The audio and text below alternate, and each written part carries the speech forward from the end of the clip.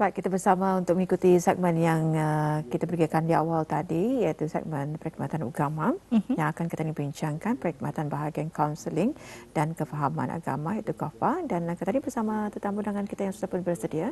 Alhamdulillah, dengan tetamu kita bawakan hari ini, narasumber kita ni Tuan Pengiran Muhammad Muzaffar bin Pengiran Haji Rusjidi, sedang berada di sebelah kanan saya, sebelah kiri saya. Apa kata kita ni sahabat saja. Assalamualaikum Pengiran. Waalaikumsalam. Apa kabarnya pada hari ini? Alhamdulillah, terima kasih. Alhamdulillah. Jadi Ustaz ya, kita akan membincangkan topik yang diberikan pada hari ini, perkhidmatan bahagian kaunseling dan kefahaman agama, itu KAFA. Jadi mungkin Ustaz boleh menerangkan apa sebenarnya KAFA ini? Okey, KAFA ini adalah kata singkatan bagi bahagian kaunseling dan kefahaman agama Jabatan Halal Syariah Kementerian Ehwal Agama. Okey, sejarah penubuhan KAFA ni ia adalah asalnya cadangan daripada Yang Berhormat bin Udana Khatib, Datuk Paduka Seri Setia Dr. Ustaz Haji Ahmad Badruddin bin Pengarah Datuk Paduka Haji Osman tu. Bermula seawal 16 April 2018 cadangan. Tapi penubuhannya bermula 7 Januari 2019 tu. Okey, dan kemudiannya dengan nama Unit Kaunseling dan Kefahaman Agama. Pada 1 Januari 2025, awal tahun ini juga, ia Yang Berhormat Menteri bersetuju untuk ianya diserapkan ke Jabatan Halal Syariah sebagai bahagian kaunseling dan kefahaman agama lah. Dan ianya memang diusahakan sebagai mekanisme khusus menangani ajaran ekstremisme, pemikiran radikal dan pengganasan. Dan kalau kita melihat titah Akabah Duli Yang Maha Mulia seawal 16 Februari 2016 pun ada menekankan antaranya baginda bertitah kepentingan mengatasi ancaman yang berpunca daripada keganasan dan ekstremis yang melampau dengan cara yang komprehensif bagi menangani kelemahan sosial melalui pendidikan, sikap toleransi, moderasi dan juga kefahaman. Itulah sedikit sebanyak tentang perkhidmatan bahagian kaunseling dan kefahaman KAFA tu ya. Mungkin boleh dikongsikan antara fungsi bahagian KAFA ni. Okey, fungsi bahagian KAFA ni, terima kasih. Fungsi bahagian KAFA ni sebagai fokal utama Kementerian Agama mengenai isu-isu yang berkait dengan kumpulan atau individu yang membawa pemikiran ekstrim atau radikal, serta isu fahaman liberal juga yang bertentangan dengan amalan masyarakat Brunei ataupun yang bertentangan dengan nilai-nilai agama Islam tu. Bahagian KAFA juga berperanan dalam merehabilitasi atau memberikan kaunseling, membangun dan melaksanakan program-program, penerbitan dan aktiviti-aktiviti, dan juga beberapa pendekatan-pendekatan melalui agensi-agensi kerajaan dan juga melalui media sosial tu. Selain itu, bahagian KAFA juga bertanggungjawab menyebarluaskan maklumat dan kefahaman yang betul mengikut keperluan dan mengikut keadaan tempatan, menawarkan khidmat bimbingan, kaunseling dan membuat penyelidikan. Dari segi struktur pula, struktur KAFA ni diketuai oleh ketua bahagian, seorang ketua bahagian, dan ada 3 seksyen utama. Seksyen rehabilitasi atau kaunseling, seksyen sumber dan penyelidikan, dan seksyen pendidikan komuniti. Okey. Jadi Ustaz tadi ada mengatakannya mengenai dengan ada 3 seksyen. Jadi apakah antara fungsi dan juga peranan tugas ketiga-tiga seksyen ini? Okey, alhamdulillah. Seksyen pertama, seksyen rehabilitasi atau kaunseling, fokusnya adalah melalui inisiatif kaunseling yang dijalankan antaranya dengan kolaborasi beberapa agensi-agensi kerajaan tu, yang semestinya lah diklarifikasikan sebagai rahsia tu. Kalau boleh saya kongsikan, kerjasama kaunseling bahagian KAFA ni antaranya dengan Jabatan Keselamatan Dalam Negeri, kerjasama menjayakan program Al-Is'ad, iaitu dengan kerjasama bahagian kaunseling Jabatan Penjara, bahagian reintegrasi Jabatan Penjara, dan bahkan juga bahagian psikologi Kementerian Kesihatan. Selain itu, bahagian KAFA juga ada berusaha menjayakan kaunseling akidah tu dengan kolaborasi bahagian penguasaan agama Jabatan Halal Syariah juga. Itu kalau kaunseling yang dirujuk. Kalau kaunseling yang kami bukakan, maka fokusnya itu adalah warga Kementerian Halal Agama tu. Dengan melalui mini klinik counselling terapi kejiwaan mental health atau section rehabilitasi atau counselling. Bagi section kedua, section sumber dan penyelidikan pula yang memfokuskan kepada pelaksanaan kajian-kajian dan juga penyelidikan, memberikan penentang naratif ataupun counter naratif dan juga mengumpulkan menganalisis sumber-sumber maklumat yang berkaitan, menjadikan kertas-kertas kerja dan juga mewakili bahagian KAFA jikalau ada mesyuarat jawatan kuasa yang mana KAFA dilibatkan mengenainya. Okey, dalam mana-mana mesyuarat. Dan juga ini termasuk juga penerbitan KAFA. KAFA ada menerbitkan buku namanya buku Budaya Tahan dalam menolak anasir ekstremisme dan radikalisme. Dan juga ada brosur-brosur dan ada galeri maya KAFA ataupun virtual tour KAFA yang mana semua bahan-bahan ini kami biasanya akan kongsikan ketika mana ada pameran yang kami dilibatkan mengenainya lah. InsyaAllah. Kemudian section pendidikan komuniti. Section pendidikan komuniti ini adalah section yang mana memfokuskan kepada awareness, kesedaran awam yang mana kami menyalurkan maklumat-maklumat berkaitan keagamaan sebagai salah satu usaha awareness. Dan adapun maklumat-maklumat yang kami salurkan itu biasanya kami menggunakan slide. Slide ini kami awal sudah diberikan kelulusan oleh top management Kementerian Agama yang mulia Satu Ustaz Tetap dan juga yang berhormat Menteri Agama. Okay, antaranya kalau yang biasa kami laksanakan ialah melalui program Al-Wa'yu Bahaya Kefahaman Ekstrim dan Pengganasan. Yang mana program ini biasa kami berkolaborasi itu antaranya dengan bahagian Sekolah Agama JPI, bahagian Sekolah Arab JPI, bahagian Pembangunan dan Perancangan Sumber Manusia Jabatan Pentadbiran Kementerian Agama dan pelbagai lagi agensi-agensi yang lain yang mana memfokuskan kepada sasarannya antaranya masjid-masjid, sekolah-sekolah agama, sekolah-sekolah Arab, bahkan kementerian-kementerian, pegawai-pegawai dan kaki tangan kementerian-kementerian, jabatan-jabatan dan berbagai lagi agensi-agensi yang lain yang berkaitan. Okay. Itu program Al-Wa'yu. Dengan KAFA juga dilibatkan sebagai rakan strategik bagi program GINIS, iaitu program yang diupayakan oleh Kementerian Pendidikan yang mana memfokuskan kepada kesedaran awam juga fokus bagi tahun 9 sekolah-sekolah menengah tu. Dan kemudian session ini juga turut berkolaborasi dengan beberapa agensi-agensi yang lain yang menyampaikan ceramah dan taklimat yang kalau saya boleh sebutkan di sini antaranya taklimat sekilas mengenai ajan sesat dan bahayanya. Kemudian ceramah mengenai implikasi dan bahaya budaya LGBT. Dan kemudian ceramah yang sama kita ni membasmi buli dan bahaya buli itu.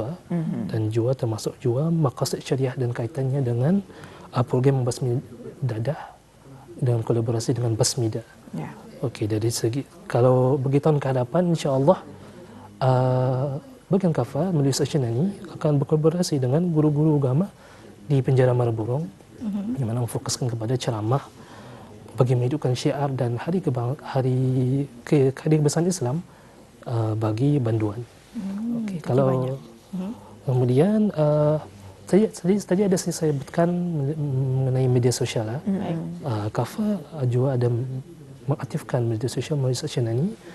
Kalau saya boleh sebutkan di sini ada 10 media sosial, 10 media sosial yang masa ini masih aktif. Antaranya Facebook, Instagram, LinkedIn, Telegram, YouTube, TikTok, Snapchat, Reddit dan juga Pinterest. Boleh dicari melalui carian kafa.khu ataupun kafa.khu. kafa.khu ataupun kafa.khu dari pelbagai outlet media sosial yang telah dinyatakan tadi. Alhamdulillah. Jadi tadi Ustaz saja menyatakan terma ekstremisme, radikalisme dan pengganasan ni. Mungkin boleh dijelaskan sedikit maksudnya. Okey, alhamdulillah. Terma ini sebenarnya kami ada sertakan dalam buku kami, buku Budaya Tahan dalam menolak anasir ekstremisme dan radikalisme yang antaranya bermaksud kalau ekstremisme satu fahaman ataupun satu sikap atau suatu perlakuan yang melampaui batas tu sehingga melebihi had yang sewajarnya, sama ada dari perspektif kemanusiaan ataupun dari perspektif peraturan. Kalau radikalisme pula ia adalah fahaman atau kepercayaan yang menginginkan perubahan dasar yang ekstrim, lagi mendadak sama ada dalam politik, sosial dan lain-lain.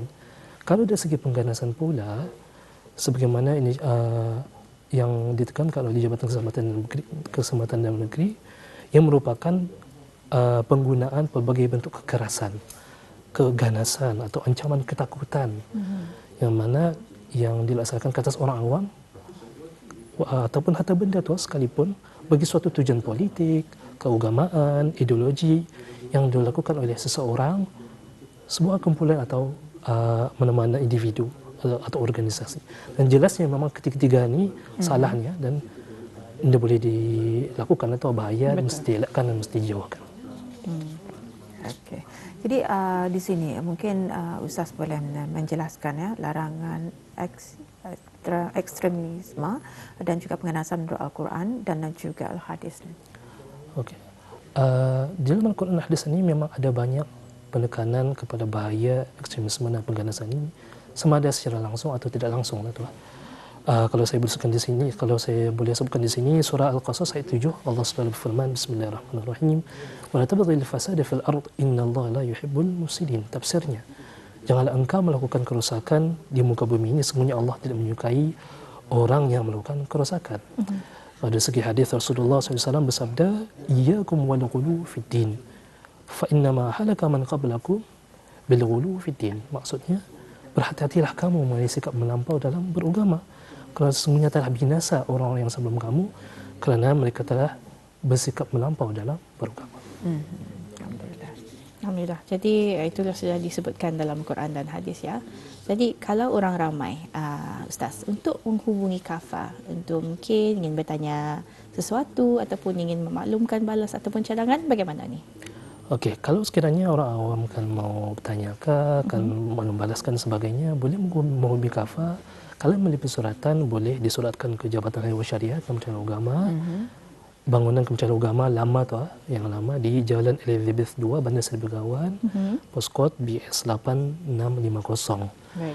Atau kalau melalui hubungan talian 224 2566. Atau kalau mau cepat lagi melalui email unit.kafa@mora.gov.pm. Okey, itu dia ya. Sekiranya bis kita ada cadangan ataupun ingin bertanyakan ataupun makluman dan sebagainya seperti yang dikongsikan oleh Ustaz sebentar tadi. Jadi di sini Ustaz ya, bagaimana sebenarnya kita ni akan menghindari bahaya pengganasan ekstremisme ni dan juga radikalisme ni? Sebenarnya ada banyak cara sebenarnya untuk kita ni menghindari diri kita ni sendiri tu daripada terjerumus dengan bahaya pengganasan ekstremisme dan radikalisme. Kalau melihat dari pendekatan bahagian Kafah pula melalui program-program awareness-nya, ada beberapa perkara yang ditekankan dalam programnya, yang mana ia terkait dengan keagamaan dan kenegaraan tu, yang mana memfokuskan perkara-perkara yang bersifat positif ataupun konstruktif. So, kalau dalam program itu biasa kami akan menekankan perkara-perkara positif saja yang perlu ditekankan untuk peserta-peserta. Kalau di sini ada 4 perkara ataupun 4 tema yang boleh saya tekankan. Tema pertama, mengukuhkan kegiatan konstruktif, menjelaskan keburukan kegiatan subversif dari sudut pandang agama. Dalam tema ini biasa kita ni akan menekankan tentang kepentingan identiti kita ni sebagai Melayu Sang Beraja. Bagaimana identiti itu yang akan menguatkan kita ni. Bagaimana kepentingan ketaatan kepada raja, kepentingan patriotisme dan cinta kepada negara. Bagaimana cinta kepada negara ini dalam Islam? Macam mana, adakah menyuruh atau tidak? Adakah bagus atau tidak? Ada diterangkan dalam tema ini. Dan dalam yang kedua, penyuluhan mengenai pentingnya mematuhi undang-undang, kerajaan dan peraturannya. Maka di sini perlunya kita ni memahami kenapa kita ni perlu mematuhi undang-undang. Dan bagaimana undang-undang ini digubal, dan kalau kita ni melanggar undang-undang, apa terjadi pada kita ni? Maka itu perlu kita ni hayati. Dan ketiga, tema berdaya tahan. Tidak mudah terpedaya dengan janji-janji atau kata manis. Kata-kata manis. Betul. Terutama di zaman teknologi dan cyber ni, yang mana memang macam-macam maklumat kita ni boleh dapati di sosial dan sebagainya. Maka penekanan kepada penjagaan lingkungan kita ni, kawan-kawan kita ni yang baik itu perlu sebagai salah satu cara kita ni menguatkan diri kita ni. Dan bahkan juga kekuatan untuk kita ni menapis maklumat itu adalah satu kemahiran yang penting untuk kita dapati supaya kita ni menguatkan jati diri kita ni. Dan yang keempat ialah memperkasa pernyataan beragama dan gaya zikir. Ini sebagaimana titah ke bawah dulu itu yang menekankan bahawa ke bawah dulu, negara Brunei Darussalam ini adalah negara zikir. Yang mana kalau sudah ada negara zikir, maka kepentingan untuk mengetahui kelebihannya, kepentingannya adalah penting supaya kita ni memahami tu kalau kita berzikir apa kelebihannya, kepentingannya, maka dengan zikir itu maka menguatkan kedaya tahanan kita ni, kekuatan kita ni dalam menghadapi apa jua cabaran, apa jua maklumat dan apa jua perkara. Dan empat perkara ini adalah perlu ditekankan. InsyaAllah kalau dipegang bersungguh-sungguh, insyaAllah ia akan, terutama kita ni lah Rakyat Brunei Darussalam, yang konteks Brunei Darussalam menguatkan jati diri kita ni, indikator yang mudah terpengaruh dengan apa jua maklumat-maklumat yang menyeleweng atau berlawanan dengan akidah, amalan dan kefahaman yang kita amalkan di negara Brunei Darussalam. Ya, alhamdulillah ya. Jadi harapan Ustaz sendirilah dalam kita ni, kan kalau penuh mencabar ketika ini. Betul. Jadi mungkin ada pesanan untuk penonton kita ni. Okey, secara ringkasnya saja harapannya semoga apa yang disampaikan oleh kerajaan Kebuduli daripada program-programnya sebagainya kita ni maksimalkan sejaya mungkinlah, kita ni maksimalkan, kita ni harapkan supaya apa yang kita ni jayakan, apa yang dasar-dasar peraturan yang ada melalui aktiviti-aktiviti yang bermanfaat lah tu oleh kerajaan Kebuduli, insya-Allah. Alhamdulillah. Tadi kalau bagi yang mungkin ketinggalan tadi informasinya, bagaimana mereka boleh menghubungi Kafah? Mungkin boleh diulangi sekali lagi. Diulangi, okey. Kalau melalui alamat boleh ke Jabatan Nurul Syariah di bangunan Kementerian Agama Lama, Jalan Elizabeth, Brunei Darussalam. Kalau persuratan itu, kalau melalui email unit.kafa@muara.gov.bn. Okey, kalau melalui talian operator boleh hubungi 2242 2566. 2242 2566. Dan bagaimana pula dengan media sosial dan sebagainya? Media sosial yang ada 10 itu boleh di mana saja media sosial yang kita ada, boleh search, cari kafa.khu. Kalau anda dicari, boleh cari kafa.khu, antara dua itulah. Kafa.khu dengan media sosial yang pilihan Audal tu, ada Facebook, Instagram dan sebagainya. Di mana-mana sebenarnya yang memberikan kemudahan yang paling cepat untuk bis kita. Jadi seperti yang Ustaz terangkan sebentar tadi ya. Jadi kita ni boleh melihat apa jua permakluman, perkembangan dan sebagainya, tempat bertanya. Jadi bolehlah bis kita menghubungi ataupun mungkin menulis surat ataupun menghantar email.